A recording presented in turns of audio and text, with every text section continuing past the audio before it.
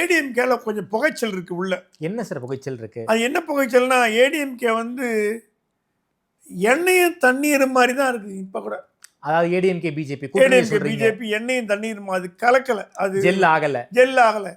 ஏன்னா எடப்பாடி அடிக்கடி சொல்றாங்க, எப்படிங்க இவங்களை நம்புறது, செங்கோட்டையன் பிரிச்சு எடுத்துட்டு போப்பாதாங்க, அடுத்தது இப்போ இங்கே பாரு விஜயபாஸ்கர் இதை பிளான் பண்ணிட்டு இருக்காரு.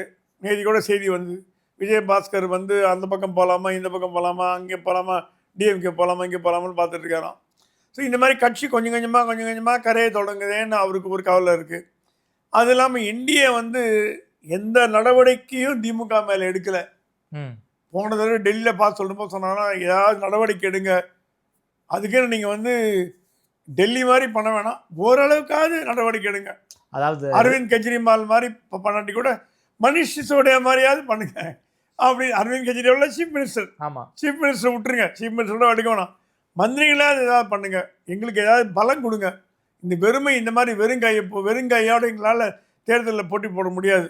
ஐ வில் டேக் கேர் அவர் சொன்னாலாம். எடப்பாடி எத்தனை நாளைக்கு இந்த வார்த்தையை நான் கேட்டுட்டு இருக்குது. தேர்தலில் வந்தாச்சு, டிசம்பர் முடிய போகுது, ஜனவரி வந்தாச்சு, இன்னும் 2 மாதம் 3 மாதம்.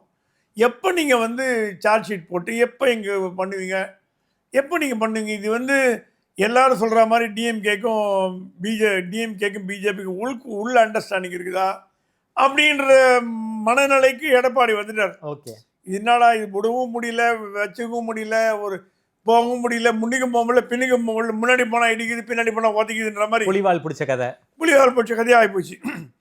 ஸோ அவருக்கும் வந்து கொஞ்சம் மனசு வருத்தமாக தான் இருக்கார் எடப்பாடி. ஓகே, அது அமித்ஷாவுக்கு இன்டெலிஜென்ஸ் வழியாக போச்சு, தலைவர் சொல்லிட்டாங்க, எல்லாரும் இங்கேருந்து கன்வே பண்ணுறவங்களாம் போய் சொல்லிட்டு வராங்க.